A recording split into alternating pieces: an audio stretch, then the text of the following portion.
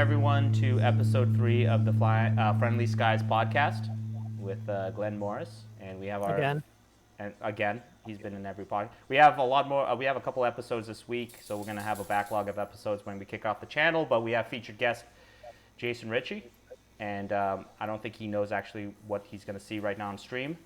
But basically, Jay. The podcast is it's a regular podcast, but the twist is that you get to fly to any point of your choosing in Microsoft Flight Simulator, which I will be your pilot, and you can actually pick the plane too. How about that? So why don't you pick that? Is there a distance requirement? You know, to make sure it matches up with the with the length of the podcast. Yeah, that's a good point. Actually, Glenn, we talked about that, and I think Glenn and I actually had a perfectly timed podcast. Yeah, there is one. Let's just say an hour. How about that for now? No, it's too short. Okay, say an hour and a half. Okay, and I can speed it up or slow it down. Literally. All right. How about Columbus, Ohio? Okay, that's a good one.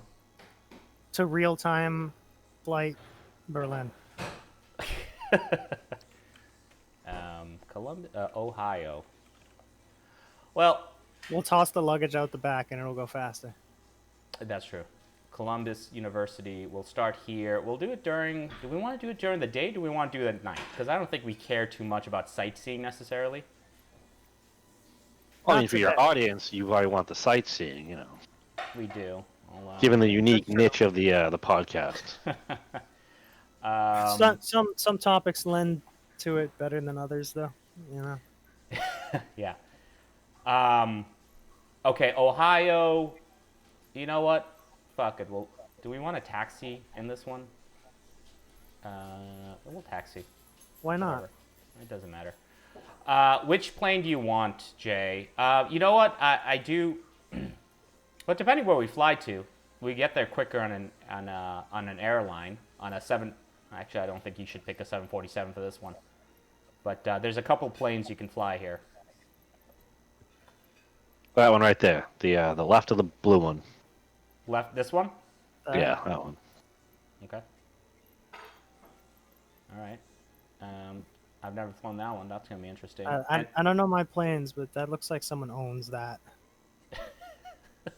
That looks like something that sits on an airstrip just so one rich prick can fly it. We could do Fort Wayne. What is that? That sounds like. What does that sound like? I don't know what that is. I'm gonna get better at the flight stuff because this was very embarrassing the last 2 episodes of me flying. Because I am better at this, but this is not meant to be a tutorial. Plenty of those out there. Yeah, plenty of tutorials out there. Where do you prefer, Jay? Is there any state? Because I don't know why you picked Ohio, but is there any state that you actually are curious about? I know Pittsburgh. You know Pittsburgh. Why Ohio? Why Ohio? I was thinking of hockey, Columbus Blue Jackets. Okay, so where does that lead you for a destination? I mean, we could do Pittsburgh, actually. Jay knows Pittsburgh. All right, for simplicity, why don't we go with Pittsburgh? The way the map actually looks like tight like this, I feel like we could drive that. Oh, shit. Dude, that is definitely... That is 132 nautical miles, which... you know what? That looks like an hour and a half, actually, to me. I know it says 1 hour, but it's definitely not on this plane an hour. Okay, good. Let's depart from parking, and let's do... Let's just do that. Okay. All right. Everyone's probably already logged out of this podcast, but while we're loading... all right, Glenn, you want to kick it off here? Well, I mean, I can still hear the MMO music in the background, so someone's playing a game while he's doing this, or he's got it on the menu. What does that sound? I don't believe I do. You don't? I hear, like, epic fantasy music going on right now. Actually, yeah, it stopped. I mean, I kind of hear it too, but I thought it was the flight simulator music. Well, is it? Oh, can you guys hear this? That's the only one playing, so I didn't know where that was coming from. Well, there is music on this, and it does kind of sound like Final Fantasy. Yeah, type. it does. It does. It's like I'm sitting on the menu because my character's logged out music. Yeah, so that explains that. I am no longer playing Albion Online. I would not be focused. I was playing it. And so there are like 20 MMOs that people recommend playing these days, like the MMOs to play in 2020. And why that one? Well, that wasn't on the. You're referring to the YouTube podcast I was watching earlier. That wasn't one of the ones on that list. But why this one is because that's why I'm it's asking the question. It's probably not one of the ones on the list. Just because it has the old feel of the Ultima Online, the top-down, third-person view of the character.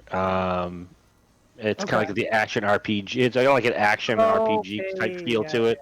Yeah. So I know really what you're talking about, and the look is unique to it as far as stuff that's out right now. Yeah.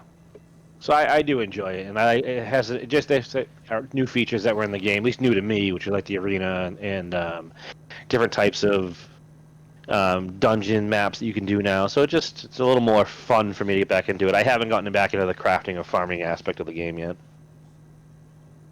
Is the PvP, not the PvP, the PvE aspect, comparing it to like World of Warcraft, or because I played a bit, but I don't know.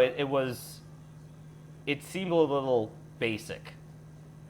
Well, yeah, from what we were doing, we were just doing standard expeditions. Those are very basic, and they have different. I don't even know what they're called. They do have like I guess they're hardcore maps per se. They're a little more challenging, a little bit different. Right. I've done a couple of them. I haven't done a ton of them, but they're a little more fun. The ones that we used to run together, yeah, those were very generic. I think there were maybe like 3 different maps you could run that total. I mean, I could be wrong on that, but that's what it seemed like at least. Right. But yeah, no, it's a little bit different. Now they just came out with something called Avalon, which I haven't even gotten into yet. I mean, to be fair, it's kind of like my off game. You know, there's one game that I normally play, and this kind of I fill time with it with small group of guys. Well, I mean, we can get to that, but like Albion, would you say it's popular right now, but not like recognized on the mainstream? So I would say that I've heard of it. It's just that like you hear about the same ones. When the game went free to play, it's one of those few games where when it went free to play, it had a huge influx of players, and those players stayed. So it had, from what I could tell, I mean, every time I go into a city in this game, it's completely packed with people. So and it's been like that for months now. So ever since they went free to play, they whatever they're doing it right, because it's now constantly packed with people. One of the things that I've learned from looking into MMOs a little bit recently is that do you play for like, do you have it on Steam, or do you just play like through an Alpha account and launcher and all that? Yeah, I didn't get the word of that. Do you like own it on Steam, or do you just like own it as a product with a launcher of its own? And you Well, originally you own it with I run it with a product with a launcher on its own, because before it went. You bought the fucking game. Yeah, right. Before it went to Steam in the free to play over there. Okay. You had to purchase it and had its own launcher, but that info, like all your character stats and everything like that, they don't transfer over to Steam when you go back over to that. So I just use the separate launcher. When I've been looking into this, I've seen that like I won't say all, but like most of the MMOs that you can get on Steam, you can also get as a launcher, just like people have traditionally done it throughout MMOs. And the Steam version is often riddled with problems, account problems mainly. And that sounds like one. Well, no, it was an intentional design. They did that to drive up new subscriptions or whatever they were trying to drive up. And I remember reading that they did that intentionally. Like the early game areas? I don't know why. I don't remember specifically why they said they did it, but It was intentional that they weren't allowing people's accounts to carry over from the traditional launcher to Steam. It's a hard sell for a lot of people, I would think. I mean, yeah, Maybe it's a small enough game where the game can literally be played on your phone. That you can download the game and then play it off your phone if you wanted to. Yeah. So it's not a demanding game. So to have it on your computer, you're not downloading it. It's not a huge download, you know. So it is what it is to me. This is going to be one that I don't expect will be a yes, but there's no crossplay between that, is there? Yeah, there is. There is. So Yeah. you can be running a dungeon with someone on a fucking touchscreen. Yep. I can literally log into my account from my phone. Well, yeah, but yeah, okay. Is that? I mean, the controls are completely different. Is that not a problem for people? Yeah, I wouldn't recommend PvPing in arena with it, but if you're just going out to do some farming or something like that, yeah, it's no big deal. Again, it's not a demanding game. It's literally just a point and click type scenario, you know. I think when you PvP, I think there may be 5 or 6 buttons you need to press in total. You know what I mean? So. All right. And it's the usual fantasy thing. Yeah.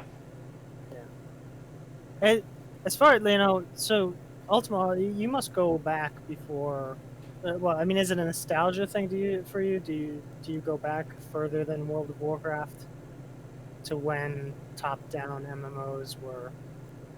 Well, I just think that for me, Ultima Online was as good as it got. You know what I mean? With the way the PvP worked, the crafting, it was the sandbox nature of it. You know, for me, that was really kind of the best you could get in an MMO. That's kind of what I've always strived to get in an MMO, and it's always been tough to find something like Ultima Online since. Granted, the game's still around, but it's kind of dated, and changed considerably since. Well, yeah, I mean, has anything gotten close to Ultima Online since then? Because I was telling Glenn that I think what you enjoyed about these games was, and I mean, I remember like going on ICQ and like basically being the admin to your guild in Ultima Online because you had some crazy following and you guys were building some stuff. Is there anything close to? Because with Shroud of the Avatar and other games, you were trying to find that magic that Ultima Online had, where it was like the freedom to just create anything in your own plot of land and stuff. Yeah, and again, like you said, Shroud of the Avatar is one. Albion Online is like that. Can you build your own houses in Albion? You can have your own island, if you recall. Where you can have your own crafting stations and everything on your own island. So that would be your quote-unquote house. So. Right. But yeah, no, in terms of designing and crafting your own house, no. But then you have Shroud of the Avatar, where you can get really into that if you wanted to. But Ultima Online, like, I feel like the real estate in that game was more significant because in Albion Online, it's instance. Like, your island is instance. It's just people just Yes traveling. and no. So like in Albion Online, they have properties you can buy in the towns. Okay. Which are extremely valuable because you make a lot of money off people using your crafting stations in those towns. Ooh, I got a question before you go any further. Does that incentivize the way that you build your house or whatever you're building? In Albion Online? From an economy point of view, do you find that like you're building because of like the functionality of people coming to your location and crafting? Yes. Yeah, so that's when you're in a city, and it's not like it's a house per se. It's literally a blacksmith you purchase and you build in a city, and you can tax people for using it, and then people can conveniently go to it and use it, and you make money off it that way. So you designing it yourself? No, it's all standard. You can buy a blacksmith. Exactly, yeah. Okay. And then you got to upgrade it through the tiers or whatever. I mean, this is nothing like the games you're talking about, but I played The Sims Online. Well, and similarly, like you create, I mean, it was that isometric-ish viewpoint, and you could have people come to your house, and they could make some money by using something in your house, like the job items.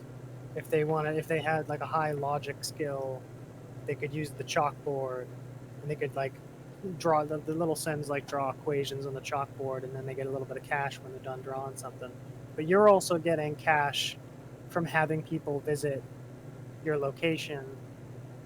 And so what I found was when the game first launched, people were building things that were interesting, like, oh, I'm going to make Arkham Asylum, and there's going to be these prisons, and everyone's going to role play as like these Batman villains. We're going to be in the jail, and Batman's going to drop off a new prisoner, and it's going to be like the psychologist, and we're going to go to like psychology sessions. We're going to have to like go to those sessions, group sessions, talk about our villain problems, and then like within a month, it was just like a prison filled with chalkboards, so that people would come and use the chalkboards and make their money.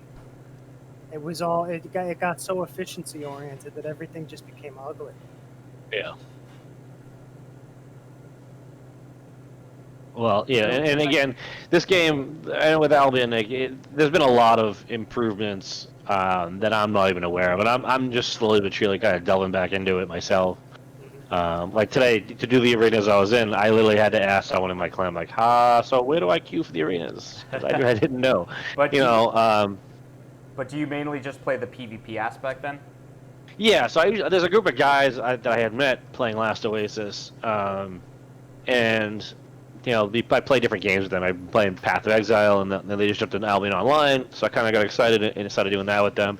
So I usually just do arenas or dungeons with them, for a couple hours, and then log out when I do it. Yeah, I don't know if this was on your topic list, Glenn, but the whole thing about Path of Exile and all the Diablo clones out there, I don't even know if you want to touch that or you want to go to Last Oasis. Well, let's ask that question because we could be talking about MMOs here. We've been talking about MMOs, and that's what I thought. When I was hearing a little bit about Albion Online, playing that game and then switching to doing this, that would that seemed like the natural thing to do is to get talk into MMOs. Yeah, no, I do want to talk about that. Actually, I could go like ARPG if you want to, if that's striking somebody's fancy right now, but I was just stating that that's a group of guys that were heavily playing into it. Yeah. Well, let's stick to the MMO because Glenn, you had well, actually, I was curious about the list of the top popular MMOs because I don't think we've said that yet. Oh well, I don't have. I mean, I was just. There's like a couple of things that come up when you look into that, and they're like both the same, and some of them you look into them and you're like, oh, those don't seem like people like them very much, and others are like the same ones that show up every single year, like World of Warcraft. It never gets old for anybody apparently. Where's that rank on the list now, Jay? Number 1. Really? Wow. Okay. Oh, it's got a rank? Usually these don't have ranks. Oh, no, they got ranks. The safe way to play it. No, what's the rank then? Like, what are the top 5? I'm actually curious about the top 5. Yeah, well... top 5 were Elder Scrolls Online, not in any specific order. No, it wasn't in order. I'm not even sure I still have the list up. But it was Elder Scrolls Online, Ultima Online. No, I'm sorry, not Ultima Online. World of Warcraft. RuneScape was on there, but it wasn't the top 5. Guild Wars was one of the top ones. Star Wars, the Old Republic one, because it had a resurgence with the Steam relaunch. Right. Yes. That was another. I'm trying to think of the other one. You played Old Republic, and I played it for like about 4 seconds. And Glenn, have you played Old Republic? I did 2 months. Yeah. I did 2 months, and then I did like 5 minutes in free to play, and I was like, nah, I'm all set. So I didn't get too far when we did it originally, like you, Matt. I did right before Last Oasis came out. I was playing it, and I got to like the mid 40s in terms of level. And I was actually having a lot of fun with it because, again, when you were playing an MMO by yourself, it has to be something that keeps you kind of more engaged. And the story there. Yeah, this is what I usually do. I'm a PvE, I like the idea of having other people running around and knowing that they're being controlled by human beings. But I don't even like run dungeons and shit like that. Every once in a while, I will, and they did it well. But it's a good game for story. But MMOs are expensive, and it just. Well, they were charging. They were charging. Well, now it's free to play, but it's like with with the traditional subscription model. Yeah, exactly. Yeah. That's what I was gonna say. They still stick to the $15 a month. Yeah. Yeah, it wasn't even 10. But I mean, at the time, and I don't know whether this was actually true or not, but the word on the street was that it was the most expensive game ever made. Oh, really? Obviously, that's no longer true. I remember. I think Star Citizen kind of eclipsed that thing. Jesus. They're the. Assuming they put the money in the actual game. Yeah, We don't they know. definitely didn't. They put it on. They put in marketing and some trips to Bahamas, but It's straight into Mark Hamill's bank account. that. I was just gonna. That You'd threw be off. surprised he doesn't come cheap. Dude, that threw me off. What I was gonna say about That's why he's in so few things. He's just like, pay or I don't show up. Nah, he's a voice actor. And Jay, this is I'm not gonna go off topic, but Jay, you like the Batman animated series. So that's what he's the voice of the Joker, right? Joker. Yeah. Yeah, he's good. He's the best Joker. He's always been the best Joker. He was also the voice in the video game. Oh, right. Yeah, many of them, because he always says he's gonna like retire, and then it's a new video game, and he's like, you know what? Fine. So actually, I want money in someone's pocket, right? I want to ask Jay this because it's not MMO, but like, what's your favorite Batman Arkham game? Because there's a million of them now, and I think we have all of them. I only played the first two, but I'll be honest with you, out of the whole series, I mean, I really enjoyed them both. I mean, I don't finish many games, but I've actually finished both those games to the very end. So you haven't played Arkham Knight? I haven't. I just played the first two, which I think was Arkham City, and then the Gotham. Yeah, City was 2, and then it was the one. Yeah. It wasn't even made by Rocksteady, right? The third one wasn't it like a different studio that made it? I just played the first two, and I enjoyed them very. And actually, a game is good when my wife plays through it. So she played through the first Batman game, the Arkham Asylum one, and she really enjoyed it as well. Yeah. So that was a really good game. So if I had to pick one of the two, I would say the first one. Right. But yeah, that was a really good game. You should do Arkham Knight, dude, because it looks great, and it's basically. I have it. I just gotta install it and play it. Yeah. It's, time's limit nowadays with the kid and. Yeah. The games that I do play. Dude, there's too many games out there, and now with Epic giving everyone free games all the time, I'm just like, dude, I got too many games right now. Well, it's dangerous to buy anything. Yeah. You can't even buy a game like, I know I'm going to play this someday. I don't really have time for it right now, but it's on sale, and I'm going to want to play it in a couple of months. I don't even buy into that anymore. Like, if I do that now, then 60 days from now, it's going to be in my Epic account as a free giveaway, and I'm going to hate myself. Well, one of the games I almost did that with was the game Remnant, the one that Matt you told me to get on Epic. On Epic. Yeah, it's on my wish list on Steam.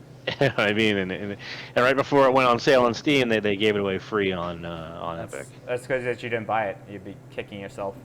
Yeah. But let's. Well, actually, you know what? There's. MMOs?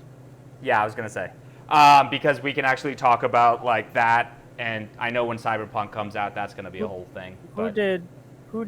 Yeah, because I could talk Batman all day long. All day long. Yeah. But it's a third-person action game, and if you're just like if your mind's wandering to Batman, I played probably maybe 10 minutes of DC Universe Online. Oh shit! I play that too, and dude. I am shocked that it is still around and still, fairly active. Jay, is that the one? Is that the one that you got me into, and I actually played it for a while? No, I think you think of Champions Online. No. Oh shit. No, well, we could talk about Champions, but I actually did play DC Universe, and I feel like you played that too, Jay. I didn't. I didn't make it out of the starting area. I got so bored with it. It was that generic to me. Like it was. I mean, it felt like I don't know. NCSoft games have a very specific feel to them, and that had one without any of the kind of unique feelings that some of the Champions Online or was it Heroes Online? Yeah. But that was cryptic though, wasn't it? Like it was just the NCSoft. Yeah. Then I think NCSoft ended up, whatever, they purchased it or published it or whatever the case may be, but they took it over. Did they take over Champions? Because I know they took over City of Heroes. I think they did take over I'm not sure though. I think they did, but I could be mistaken. And I thought, like, well, I don't know the life story of Champions Online, but I know that when it originally happened, it was like the company had basically moved on from City of Heroes because they were purchased. Yeah. And Champions was like, No, change that view. yeah, that's nice. Champions was like their new thing that they were going to try, and it was much more action oriented. And as I recall, DC Universe Online was kind of like that too, where they tried to make it like a more action oriented game that you could potentially. And it was even more action oriented than Champions Online. But I didn't like the feel of it. There are certain games, and I think NCSoft, I equate the games to that. So I mean, it could be something different, but they have a certain feel to it. Like another game that's like it is, what's the one with the Illuminati there?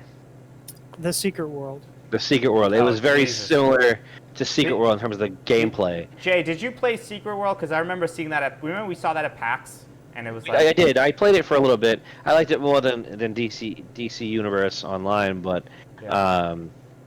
I don't like the game style that they put into their game, so I tend not to last long. I recall the combat was like the real sore point for a lot of people, but the problem was that its reviews were kind of crap because of that stuff, and the people who actually play it say that it's still the best as far as like PvE quest design kind of stuff. Really? Well, most people didn't experience it because the combat was crap. MMOs don't. First of all, MMOs, like most MMOs with combat, I mean, there's not like they're not going to be the gameplay amazing games like all of them. No, but you know what I'm saying? Like Old Republic, you're pressing 1, 2, 3, and it's just like okay, auto attack. But but when it comes to Champions Online, there was a little more like real-time control, and like you could like move. To some extent, it was still a tab target game. It was still a tab target game. It was still kind of clunky. But what made it unique was, obviously the different powers, the customization of it, which made it more interesting, more fun. You can make the superheroes you really enjoyed, or you could go out and make your own superhero, or if you were like Matt, you could make an incredibly... You get banned doing that first part. Yeah, I mean, like I made a character that looked exactly like Fate from DC, and I never got banned, I just want to ask, I'm going to interject here, Glenn. I have to ask this question about one singular game that has made me depressed. I played it very little, and I want to know if Jay actually kept playing it, and it's in the realm of mediocre MMOs, which is Neverwinter. Oh, that shows up on those lists. I keep trying. Dude. Honestly, I kept trying to get back into it, but I think that game is kind of ruined by the pay-to-win features. And I don't know if it's pay-to-win, but they push that store so much, especially when you get into town. The dungeons are actually moderately fun. But most MMOs push, but every MMO has, and even the good ones, like the popular AAA ones, they push the store. There's always like... Yeah, but some of them well done, and some of them are just chintzy, you know what I mean? Like, just, I don't know. Yeah.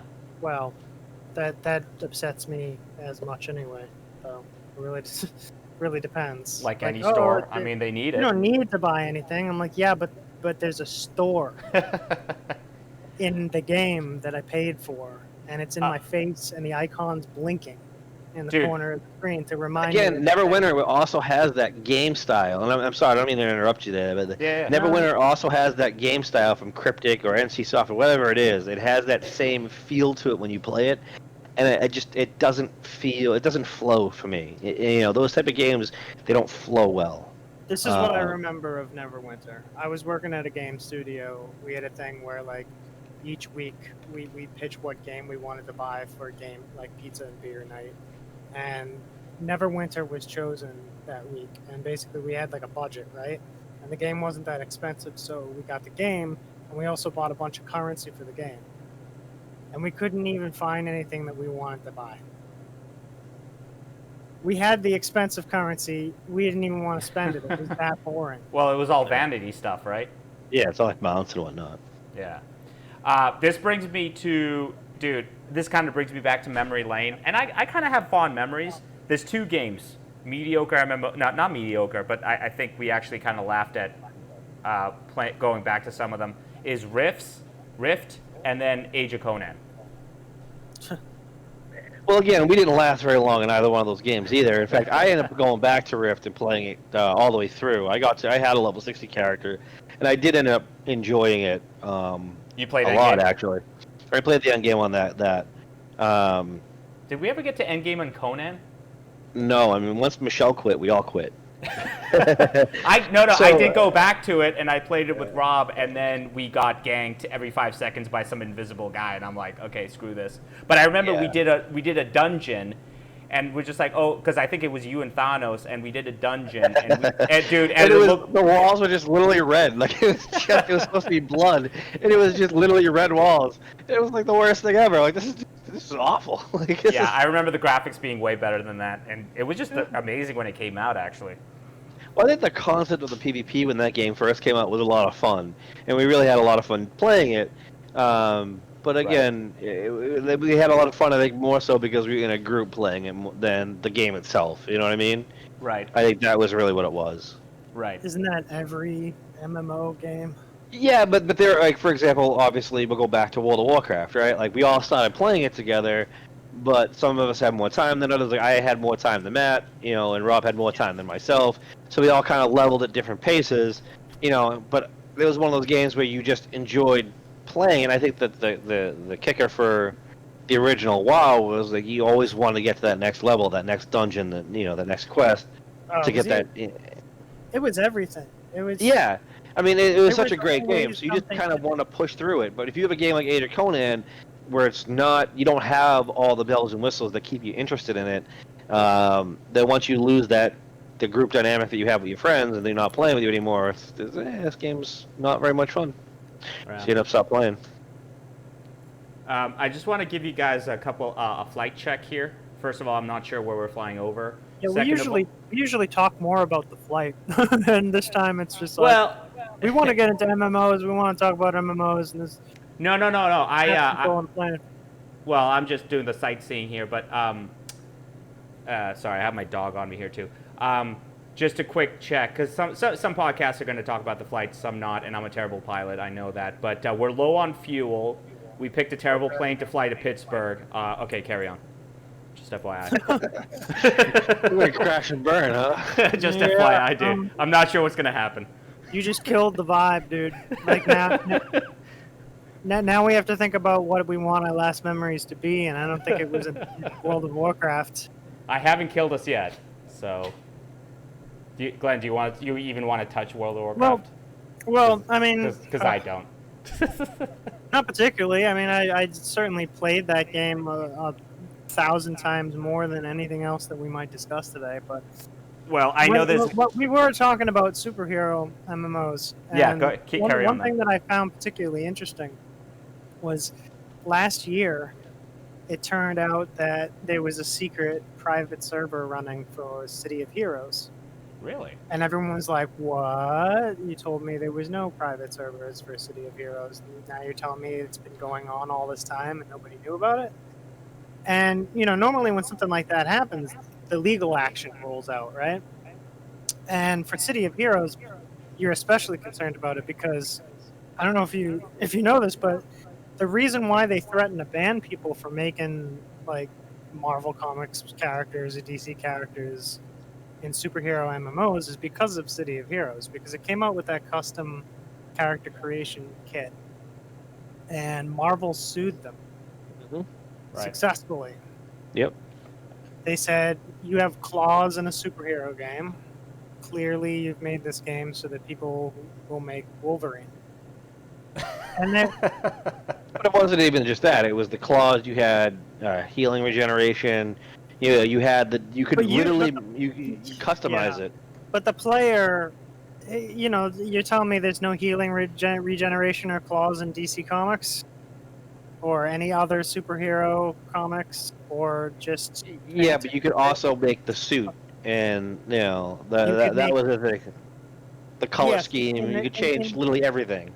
But it's not like you're choosing between suits that look like Marvel Comics suits. It's just that you can use triangles, and if you apply triangles, I mean, you can make Wolverine and SmackDown versus Raw. It doesn't mean that they're getting sued by Marvel Comics for people doing like Spider-Man versus Bone Crusher.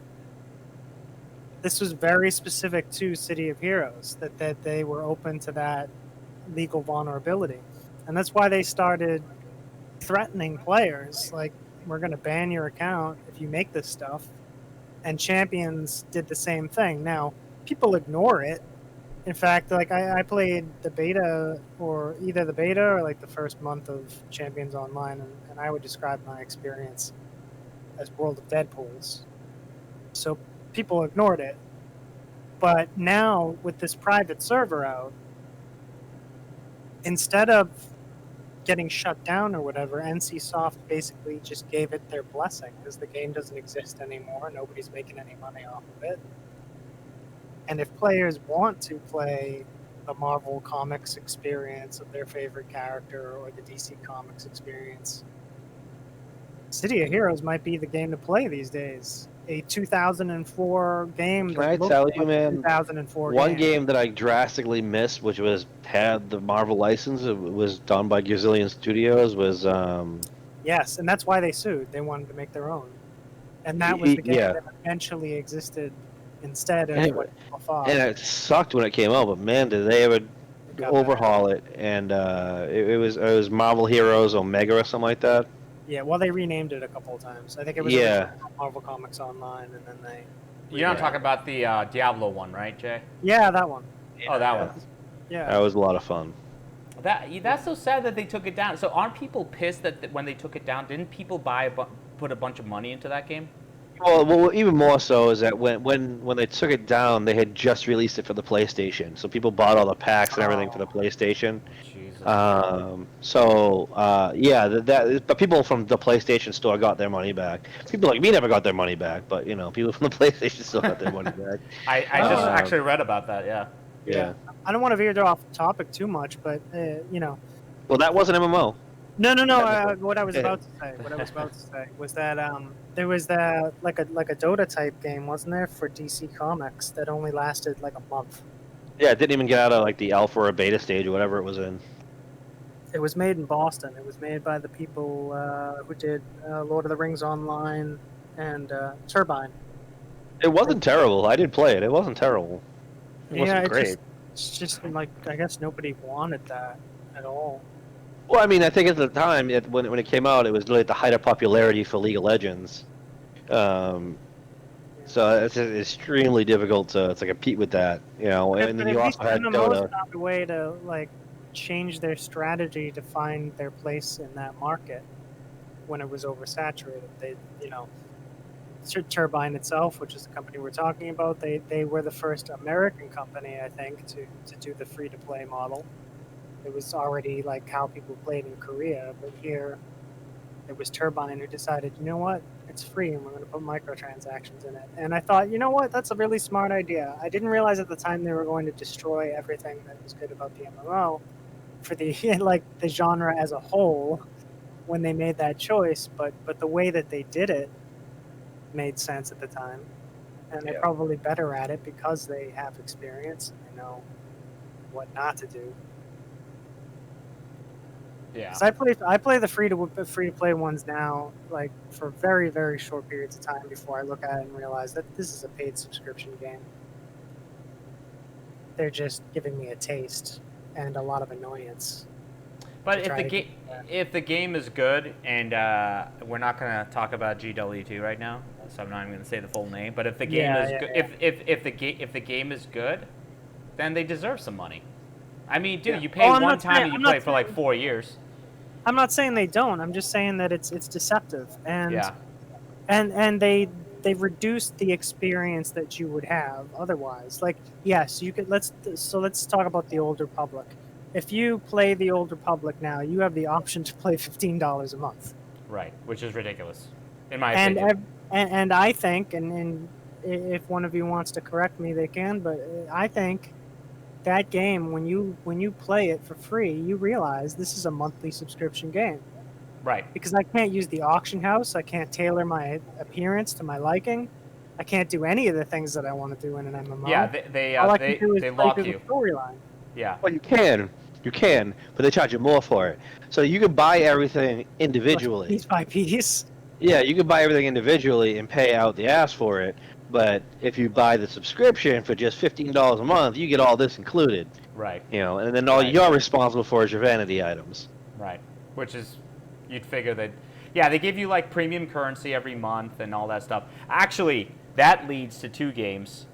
First of all, wait, hold on. Where's the second game? So it was, Elder Scrolls, which actually has gotten way better reviews lately. And I actually did enjoy it, kind of. And then the other one was Fallout 76. That's going to be a shit show. But yeah, go ahead, Glenn. Sorry. You know what? I Fallout 1 and 2 are my favorite games of all time.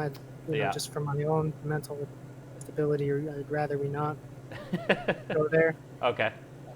But when it comes, I did play a free month of the Elder Scrolls Online, and I won't say that I was too thrilled at what I was experiencing, but it seemed good, and it seemed like it was pushing these packages a little bit too hard, like an in-your-face store of buying a package of gold drops monthly. Like you get like a certain amount of currency every month. Yeah, that's another game that's very similar to Old Republic, that they're like, because it's not even monthly subscription, so they're really trying to get some money out of you. But I didn't play it enough, but Jay, did you play that game like enough to because you don't play it anymore, actually. Elder Scrolls? Yeah. I got to, again, the late 20s, and then I stopped again. I know late 20s only? Yeah, I didn't get too high into it, yeah. I'm probably about the same with mine. Because I haven't touched it since... Again, that was a game where it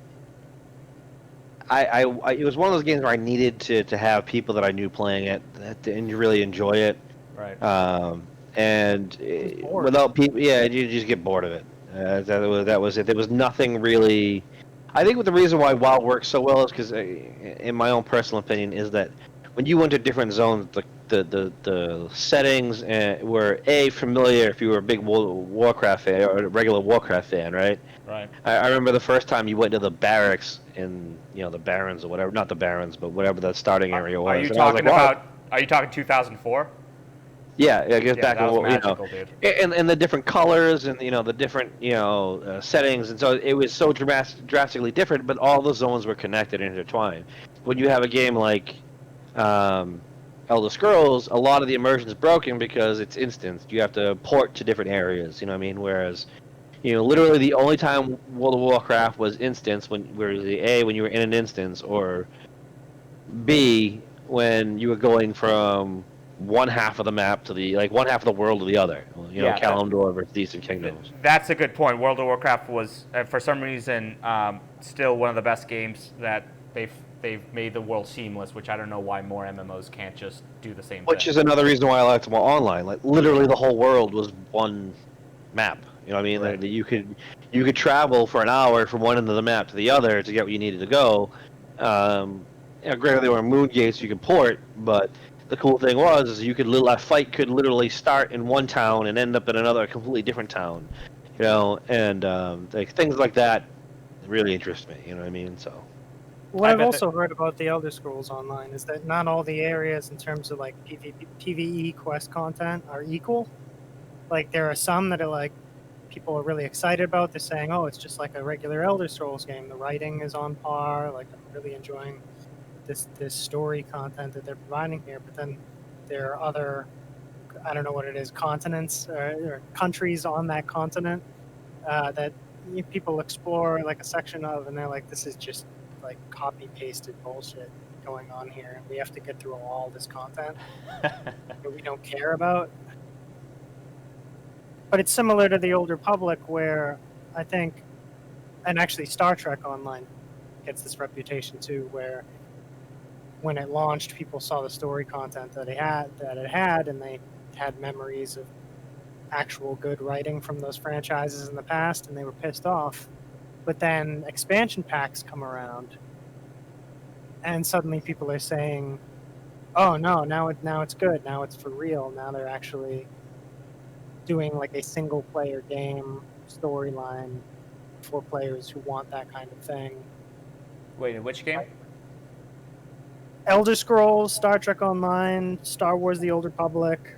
It's the expansion packs. Oh, they do 4-player. And the writing for them that people are now like. That's why they're kind of getting a second look or a third look or a fourth look, is because people are saying like, no, if you like RPG writing, you need to play the expansion pack for this MMO, which is weird. But because the story's better, A, and B, you said something about 4-player co-op. Oh well, I mean the only co-op that I know of that's like story based is what the Old Republic does, but I don't think that's particularly what I played of that wasn't particularly interesting or not as interesting. I felt like the Old Republic though was, I mean, you would do the quest, the campaign with the other person, but I felt like it was very heavy, like, oh, you should play it just because of the story, but it was like you played it alone or with another person, it didn't matter. Dude, all I have to say is that I got really hardcore into Star Wars before that game came out because I wanted to be like a lore master. I wanted to go into that game knowing everything that happened from the earliest recorded alien species all the way to the Old Republic. And I was reading comics and I was reading Wikipedia, and I could tell you anything that you wanted to know at the time. I'm sure it's all gone out of my head now, but about Star Wars, like pre-movies, pre-KOTOR, all that stuff. And then I played that game for like a month and barely touched it during a second month. And that was it. Yeah, you were just in there for the lore. I did not care. But I played a Jedi Consular, and I have, in retrospect, heard that that's like the worst story. Yeah, I don't know. I mean, that's Star Wars lore. That's a whole nother thing. And also, by the way, don't mention that to the guest for tomorrow. Just don't even say Star Wars. Star Wars guest. Yeah, it was Colin. Oh, Colin. Yeah, Colin's. Do not. He for some reason I think he was abused as a child by someone, like by Star Wars or something. I don't know what happened with him with Star Wars. Or one of the toys. Well, you guys can get into Colin tomorrow when you talk to Colin. well, listen, Jay. What does Jay and Colin have in common? Let's see what game they play in common. I have to think about that one. Because we all play the same games, kind of. At one point in that time, yeah. I could tell you one. Well, before we get to the game that Jay's playing a lot, because not Colin. Glenn asked me which game is Jay really into. That's easy, Jay, to tell by. Oh yeah, no, I wanted to know what the drug of choice was right now, and it doesn't sound like it's Albion. No, it's definitely Last Oasis right now, but the game is dying out. It went from 33,000 people or some odd. Is that the one with, like, not to recycle Star Wars, but is that the one with like the Job of the Hutt walkers, or is that the other one that I? Yeah, kinda. It's like Waterworld on sand. Festival, yeah. Yeah. That's the one that you were. Yeah, Glenn was like, "Oh, let's talk about that one." I was like, "Yeah, that's Last Oasis." But I was telling Colin before we talk about Last Oasis, Jay, is that I was telling. Did I say Colin again? Or did I say Glenn? I don't know. Keep talking. Okay. Yeah, just yeah. I'm not going to even edit that part out because that was natural right there. I was just saying that we played a bunch of MMOs for like 5 seconds. Like we were on a spree of buying MMOs that we bought, or you might have bought it for me too. Empyrean, and then Osiris, which was very disappointing. Empyrean, I hear good things about. Empyrean's actually very good. But if you're gonna play Empyrean, I highly suggest you look at the Dual Universe. It really does combine Imperium and Eve, like the way you progress in skills in Eve. Right. I played it for literally the launch day of the beta, and it looks really interesting, a lot of fun. Just for clarity, are you talking about a different game or an expansion pack or what? What's Dual Universe is a game I've actually been following since 2016. Yeah, it looks good. It's a space sim game, but it's like Imperium where you can kind of you literally create your own ship. Like it's not like you're building it from a template. You have a seat, wings, and whatever, and you put your ship together however the hell you want. And there's mining involved. Sorry, go on. Yeah, but it's supposed to be pretty. They have some pretty lofty goals in that game, and they seem to be doing it. The beta actually went off pretty successfully. Yeah, early access. I actually wasn't even aware of it. Again, there's a great. I don't want to say great community in Last Oasis because a lot of it's toxic, but a lot of the people I've met in Last Oasis or made friends with, a lot of those guys jumped to Dual Universe and they kind of got me to go. I didn't even realize it was out, so I jumped into it with them, and it's actually I did one full day of it, and it's really involved. So I forgot, and it was like a day before my kid had a hockey tournament. He played it, so I stepped away from it for 4 days. And I went to go look at it again. I don't remember any of the hotkeys. I don't remember what everything does. I don't remember where the hell I am. So and it's pretty expansive. It's pretty in depth, but it looks like it's going to be a really fun game. It's something that I'm really going to enjoy, but it's also something that I need. Did you just run out of gas?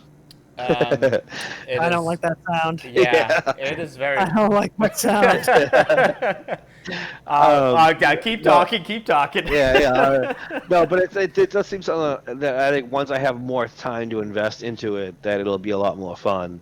But right now, again, I'm still into Last Oasis, where the population has dropped from 30,000 to about 500 people.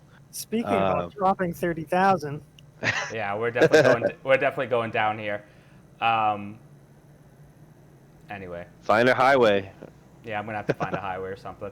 It was a sensation. Last Oasis, I think when they first hit Steam, it was like the top downloaded game for a long time, the top most played game. Everybody was rushing into it, like it was this huge phenomenon, but they couldn't handle the capacity, so It ran like ass.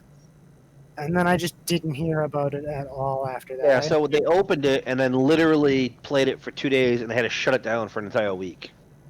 And then did people not come back when they came back? No, they came back. They came back. I think what the game suffers from the most is that it's very repetitive, and there's not enough content to keep people engaged. Right. Literally, it's at its heart, it's a PvP game, right? It's every day tiles burn, every day new tiles pop up, and you really want to control those tiles for resources to build walkers, to build weapons, and that's really. It's so hard to take any of that seriously when we're about to die. Yeah. Yeah, audience, do not watch the screen right now while we're talking about the main topic of the Find an airport to refuel, bud. Yeah, I'm gonna. Well, that's if I'm a real pilot and I actually understand how to reroute to a real airport right now. But I was just gonna ask. Assuming that's even working in the game. That's true.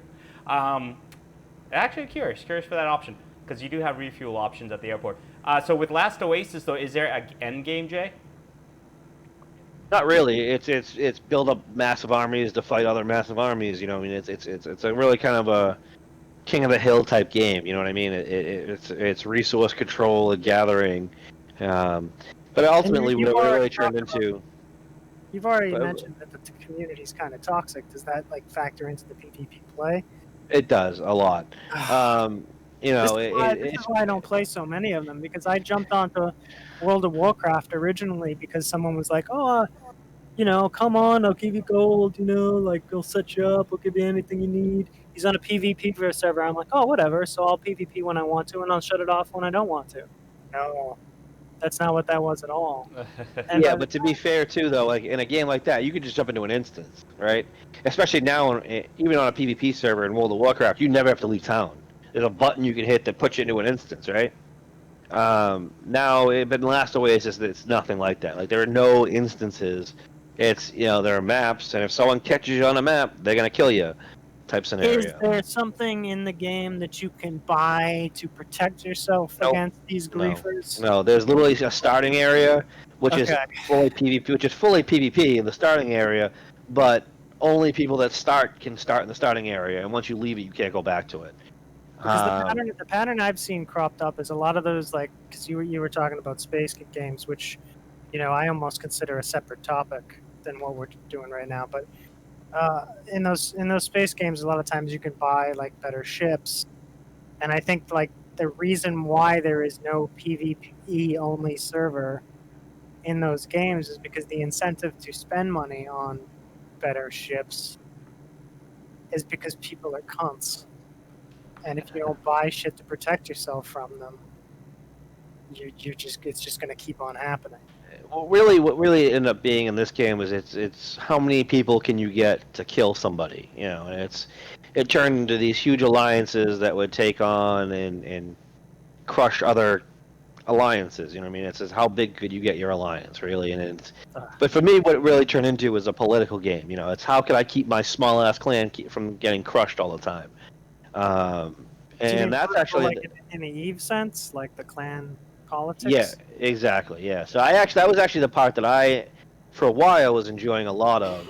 But again, the game is very toxic by nature. And one of the things that I wanted to do with my clan was to make it less toxic. You know what I mean? Like I didn't want to hit. At one point, we got to be pretty large, but I wanted to make it a point to not hit smaller clans or not hit solo farmers because there's really there's no fun in it. There's no competition. There's no real challenge there. So I definitely became an arbiter at one point. Like where a clan war had been going on for a long time, and like people that I used to play with were on the other side because people would switch sides, and I did my best to try to like achieve some kind of peace, and it didn't work. It was just sad. Yeah, I mean, but like I said, it's a fun game. Oh no, we didn't make it. We didn't make it. Well, that's it on the podcast, guys. Thanks for having me on. For those who didn't watch the previous episode, he did manage to land. I did. On a crowded highway or whatever. That was when I had fuel. As a future suggestion, if you're gonna have your guest pick a plane, you might want to give him an option of destinations where the plane could actually make it to before you crash. Yeah. Well, we're gonna do we'll trial and error, I guess. Yeah. You chose the plane that like you fly to an island that's like right next to the airport. That's the plane you take after you've gotten off the plane to get to your destination. We're gonna cheat a little bit here, and we'll start close to Pittsburgh in the same plane. Or just grab a freaking 747 so you can just fly to wherever it is you need to fly to. I know. That would have been just easier. All right. By the way, those are all... I don't think I'm synced right now with live players. Or those actually might be some players. Oh, that's a... CC Gaming 1985. I'm pretty sure that's a real player. Yeah, that's a real player. Now, could you really catch up to them and kind of like harass them? Yeah. Well, here's the thing. I definitely will be able to see them because I've seen 747s just like taxi right by me. But you can't crash into anyone, so you can't actually grief anyone, which is probably a good thing. That is probably a good thing. It is. Yeah. Less fun, but and that if it was something you could do, you'd be doing it. I would be doing it. You know me. I would be like clipping people, taxing right by them. Yeah. And then launching all kinds of slurs at them the entire time you're doing it. That's a different video game, That's GTA 5. That's every game. That's every game. People switch on like real-time flight or whatever. I mean, I don't play Flight Simulator, but I would imagine like if somebody decides they want to really seriously simulate like an actual 4-hour flight, and then they get screwed up at the end of it, that would just be so infuriating. No, I've seen people just like cross over like there's just 3 planes just chilling half on the runway. Just been there for like 5 hours. I come back, they're still there. I mean, that's what you see. They made the mistake we did in our first episode where they just couldn't stop talking. Right. They never took off. They never took off. Well, our first episode was the most successful flight because it was start to finish, and we landed fine. Yeah, we landed. We actually landed, yeah. We didn't land in any other episode. I say we. I'm taking credit for that as a spectator. But what were you guys saying about... I'm going to try to find Pittsburgh here, but what were you saying about... Last Oasis or whatever you're saying?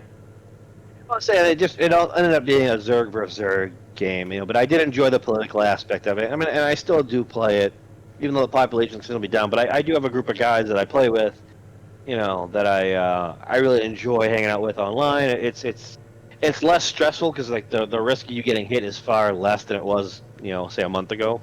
Right. Well, especially because you're playing, I guess because it's built for that kind of play, I guess you can go in expecting it. The real frustration for me with PvP servers is that I don't play PvP. I'm usually on that server because my friends are on that server. Yeah. But when I'm questioned on my own, there's no escape. Yeah, it is.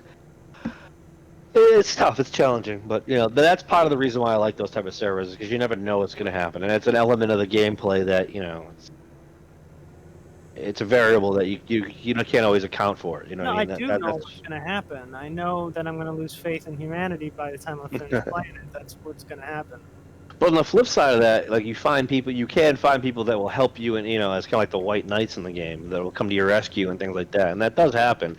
That's what happened to me in Ultima Online. You know what I mean? Like that was how our whole clan got built up. When that game came out, is because ask Matt. Like I was talking about, like when I first got that game, all I wanted to do, I just want to be a blacksmith, right? Right.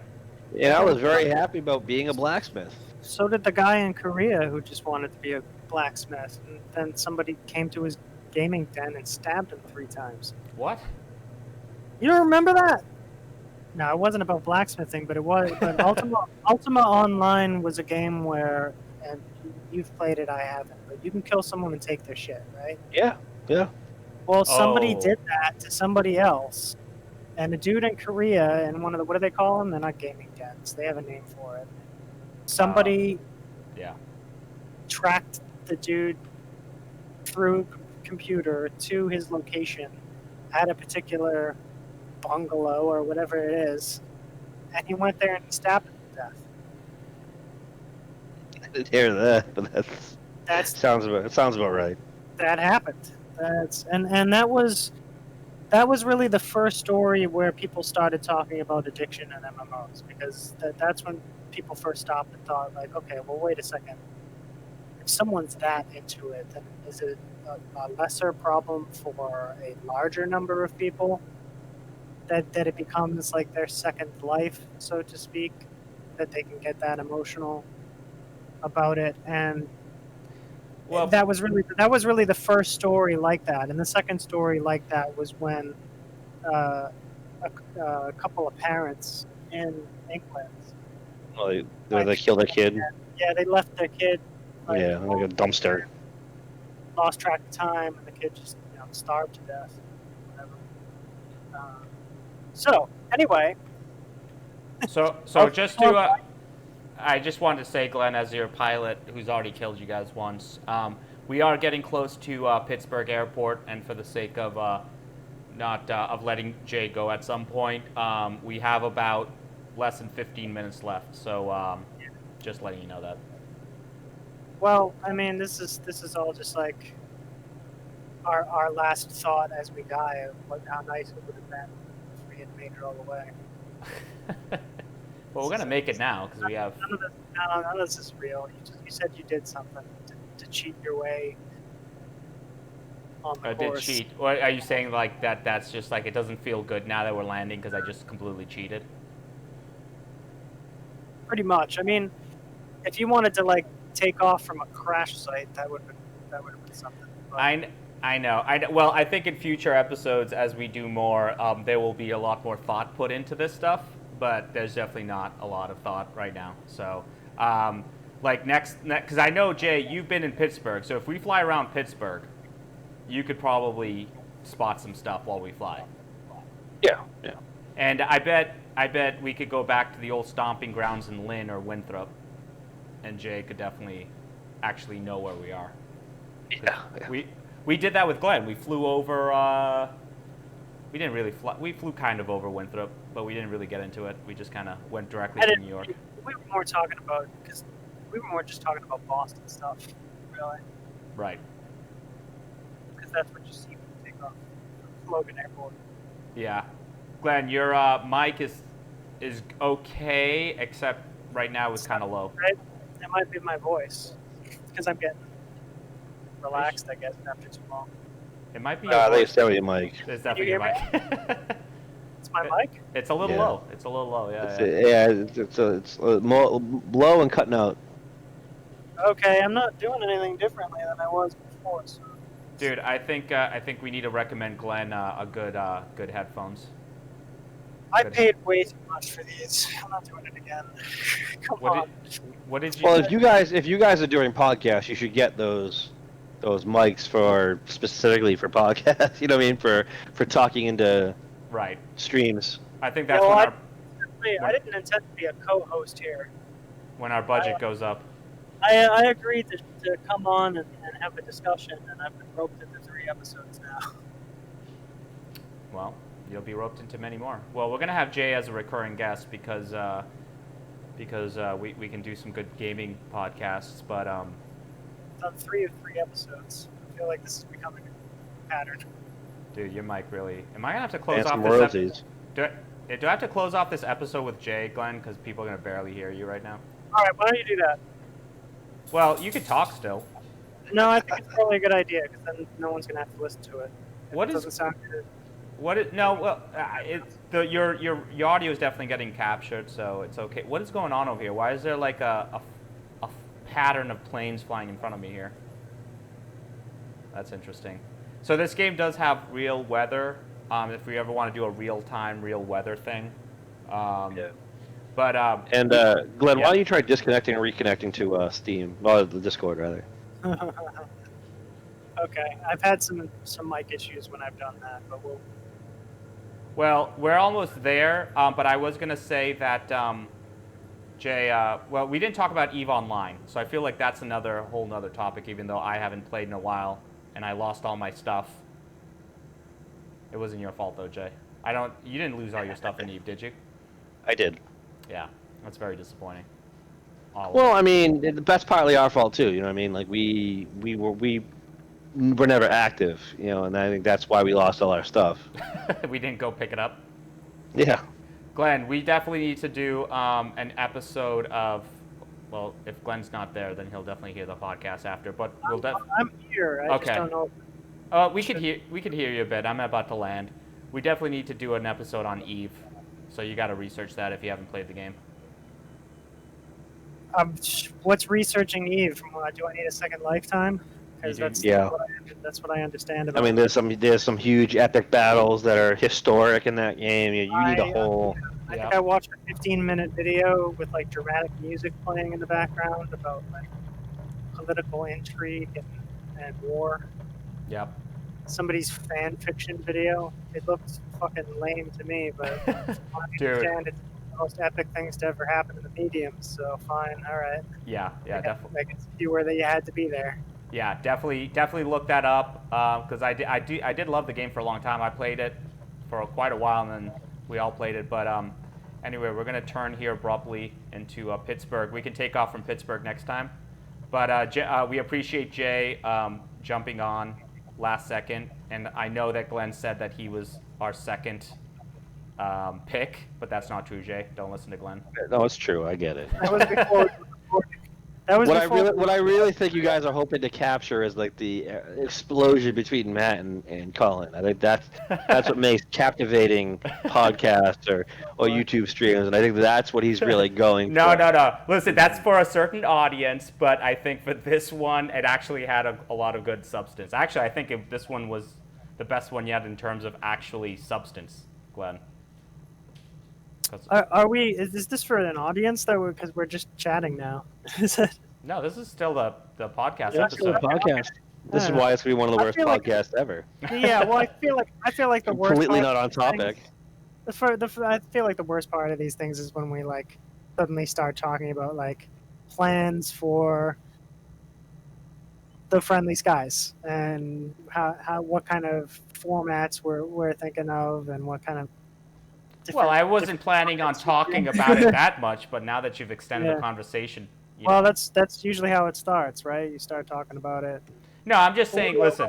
We are winding down here. Listen, I'm just saying because Jay's this is the first time. I'm just saying people can listen to me fucking project plan this thing right now, and they're gonna have to listen to my agenda so I can remind myself next time I hear this that we're gonna do a EVE Online podcast. Yeah, where you left off at. Yeah. But anyway, thank you, Jay. We're gonna talk later, bro. And Glenn. Yeah. Okay. All right. All right. Well, thank you for having me. Appreciate it. Yeah. Thank you. Would have preferred to have lived through the flight. I totally thought he was going to say I would have preferred to have talked to Cullen. Well, we'll see how long the Cullen one lasts. It might be about 15 minutes. But yeah. Sorry. I'll be on standby. How's that? Yeah. Exactly. All right. Thanks, guys. All right, man. I'll catch you guys later. All right. Bye.